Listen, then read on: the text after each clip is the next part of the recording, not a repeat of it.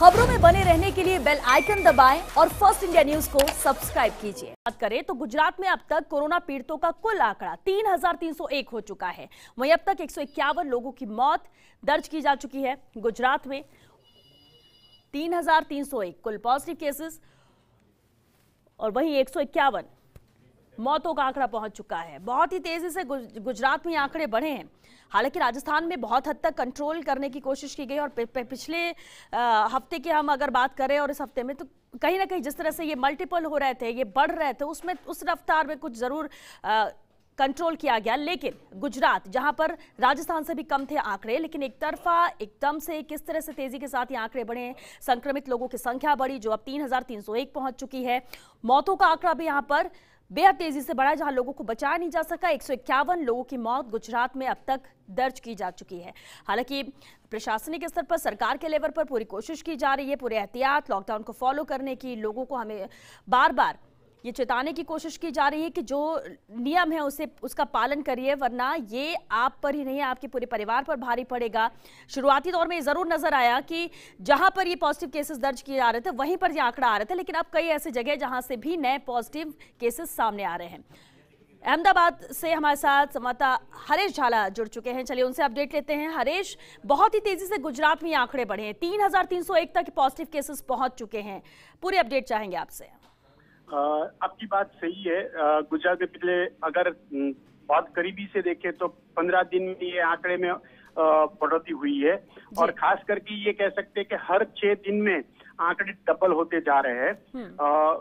सरकार का ये कहना है कि क्योंकि हमने एग्रेसिव सैंपलिंग शुरू किया है, ये आंकड़े में बढ़ोतरी है। पर दूसरी तरफ से देखें तो ये भी कह सकते हैं कि कहीं ना कहीं लोग इन्फेक्टेड थे जो अपने आप हॉस्पिटल जा नहीं रहे थे और जांच करवा नहीं रहे थे, या तो ये साइलेंट कैरियर थे, उनको खुद को नहीं पता था कि उनको इन्फेक्शन हो चुका है। एक बात ये।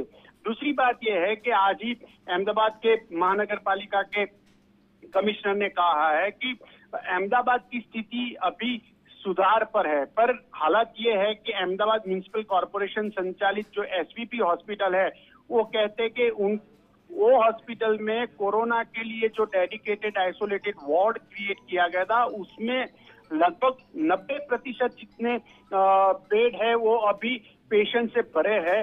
अगर अब नए पेशेंट आते हैं तो उनको सिविल में ले जाना पड़ेगा। मतलब कि केस बढ़ रहे हैं। सरकार की धारणा से अब शायद आगे हो सकता है। अब सवाल ये उठता है कि क्या 3 तारीख के बाद अहमदाबाद या सूरत जैसे शहर में लॉकडाउन चालू रहेगा या सरकार उठा पाएगी, क्योंकि सरकार मानती है कि परिस्थिति नियंत्रण में है, आंकड़े कुछ अलग कह रहे हैं। तो ये देखना पड़ेगा कि सरकार 1-2 दिन में क्या निर्णय ले रही है। बिल्कुल हरीश, लेकिन हरीश, इन आंकड़ों के बढ़ने का कारण, जिस तरह से आपने कहा कि पिछले 15 दिनों में आंकड़े ज्यादा बढ़े, इसकी मुख्य वजह यही माने कि लोग साइलेंट कैरियर थे, उन्हें खुद नहीं पता था कि वो पॉजिटिव हैं, जांच कराने कोई जा नहीं रहा था। अब क्योंकि ये भी है कि सिम्टम्स नजर नहीं आ रहे, कई ऐसे लोग कोई सिम्टम्स नहीं लेकिन वो भी पॉजिटिव निकल कर आ रहे हैं, क्या एक यही वजह है? दूसरी अहम बात ये भी जानना चाहेंगे, क्या वही क्षेत्र है जहां से पॉजिटिव पहले ज्यादा आए या फिर नए नए क्षेत्र से भी पॉजिटिव केसेस सामने आ रहे हैं? नए एरिया से पॉजिटिव केसेस निकल रहे हैं। अब सरकार ये नहीं कह सकती कि सिर्फ रेड जोन या जो क्लस्टर कंटेनमेंट में रखे थे उन्हीं में से केस आ रहे। हाँ, उनमें से केस जरूर आ रहे हैं, पर नए इलाके से भी केस बढ़ रहे हैं। जैसे कि अगर अहमदाबाद का मैप देखे तो चारों दिशा से अभी केस आ रहे हैं, चाहे पूर्वी दिशा ईशनपुर हो, चाहे दक्षिणी दिशा नारोल हो, चाहे उत्तरी दिशा मोटेरा हो, रानीप हो, या पश्चिमी दिशा नवाबाड़ज हो, नारायणपुरा हो, हर जगह से केस आ रहे हैं। पहले ये लग रहा था कि जैसे कि अहमदाबाद के मध्य पूर्व भाग से ज्यादा केस है। आज भी केस वहां से है, लेकिन बाहरी इलाकों से केस आना शुरू हुआ है। तो अब सरकार ये नहीं कह सकती, ना तो अहमदाबाद महानगर पालिका ये कह सकती है कि रेड जोन एरिया से ही ज्यादा केस आ रहे हैं। चलिए, बहुत शुक्रिया हरीश झाला आपका इस पूरी जानकारी के लिए।